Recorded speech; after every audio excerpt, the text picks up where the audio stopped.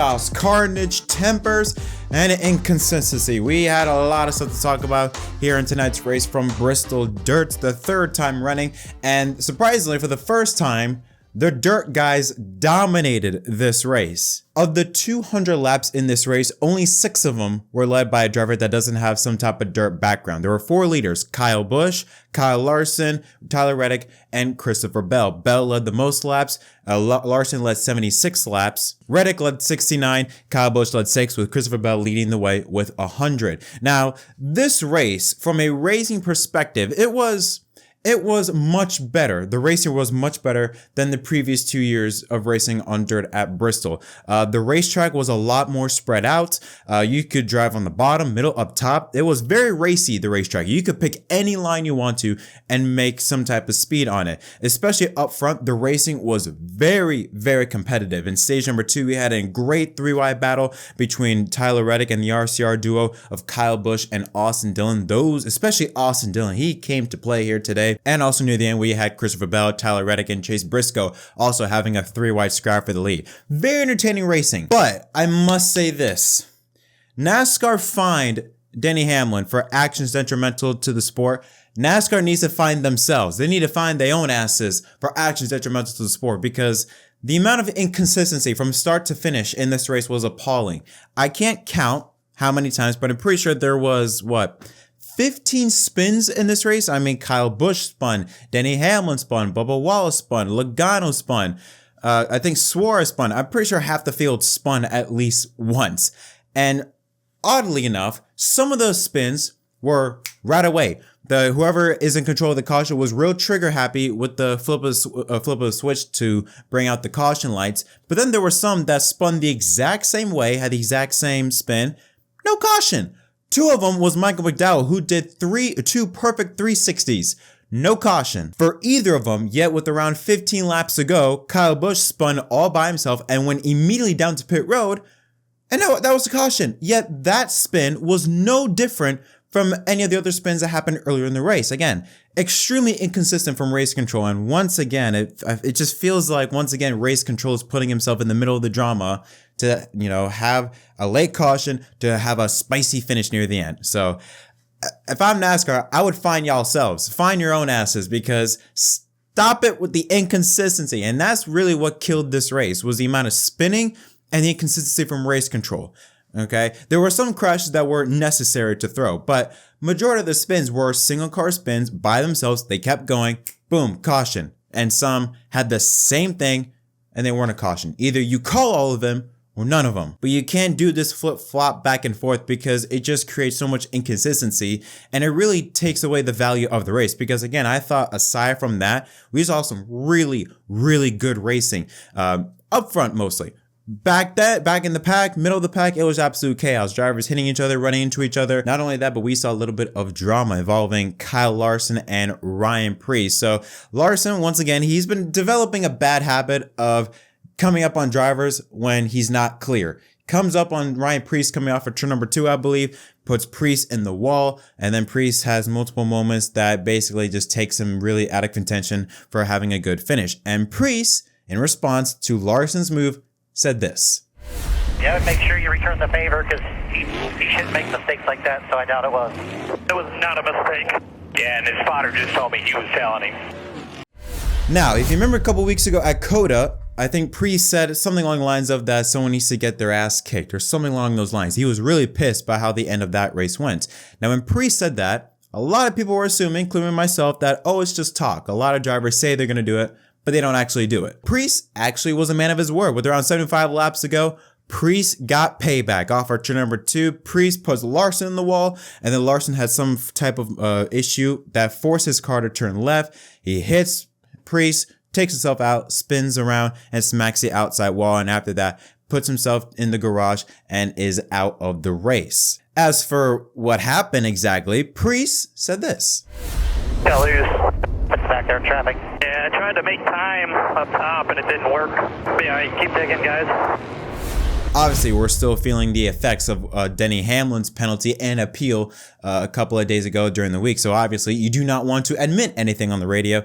And still, even during his post-race interview, Preece still adamantly said, I just got loose. Now, he did, I think, reveal a bit too much on the radio when he said either him or his crew chief, Chad Johnson, said eye for an eye. So, I don't know.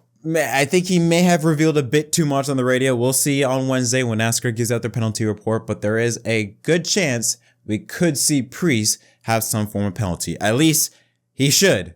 If we're judging by what happened with Denny Hamlin, Preece should get a penalty. So, but who knows? You know NASCAR and how inconsistent they are. They're consistently inconsistent. So who knows? There's a good chance he won't get penalized, but we'll have to wait and see. Now, like I said at the beginning, this race was dominated by the dirt guys. Kyle Larson led wire to wire. Stage 2, Reddick led all but 6 laps in that race. In Stage 3, it was taken over by, like I said, Bell, Reddick, and Briscoe. Once again, all dirt guys. In the final laps of the race, it was down between Tyler Reddick and Christopher Bell. Bell stayed out because he pitted at the end of stage number 1, stayed out in stage 2, so he was able to get out in front in stage number 3 and held off everybody, including Tyler Reddick, who had fresher tires because he pitted at the end of stage number 2. But coming to the finish of the race, it looked like Reddick was close enough to perform a slide job move or a dive bomb move similar to what happened last year between him and Chase Briscoe, but a crash happened on the back straightaway involving Suarez, Josh Berry, and Ross Chastain that included Chastain sitting in the middle of the track, and NASCAR was forced to throw a caution, and Christopher Bell go on to win at the Bristol Dirt Race for his first win of 2023 and his 5th career Cup Series victory. Christopher Bell wins. Tyler Reddick in second. Austin Dillon. Dillon had a very, very strong car here today. Finished in 3rd. Ricky Stenhouse Jr., another dirt guy, in 4th. And Chase Briscoe in 5th. Absolutely impressive run for the 47 car of Stenhouse. Justin Haley, great run in 6th. Truex 7th. Look at this top 10. Todd Gilliland in 8th. Absolutely incredible run for that 38 car.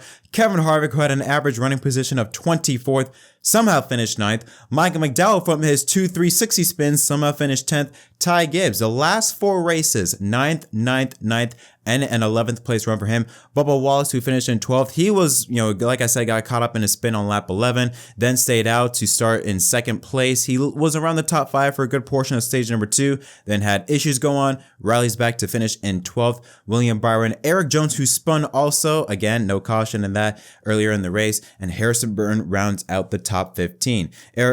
AJ Allmendinger 16th, Brad Keselowski spun multiple times, finished in 17th. Chris Buescher, his teammate, 18th. Austin Cindric and JJ Yaley, another driver that spun. A lot of drivers spun in this race, finished in 20th. Denny Hamlin had damage earlier in the race and multiple spins, 22nd. Ryan Blaney was inside the top 10 with 8 laps to go, but spun. No caution, finished 23rd. Ryan Preece was another driver that was involved in that final lap crash in 24th, alongside with Daniel Suarez.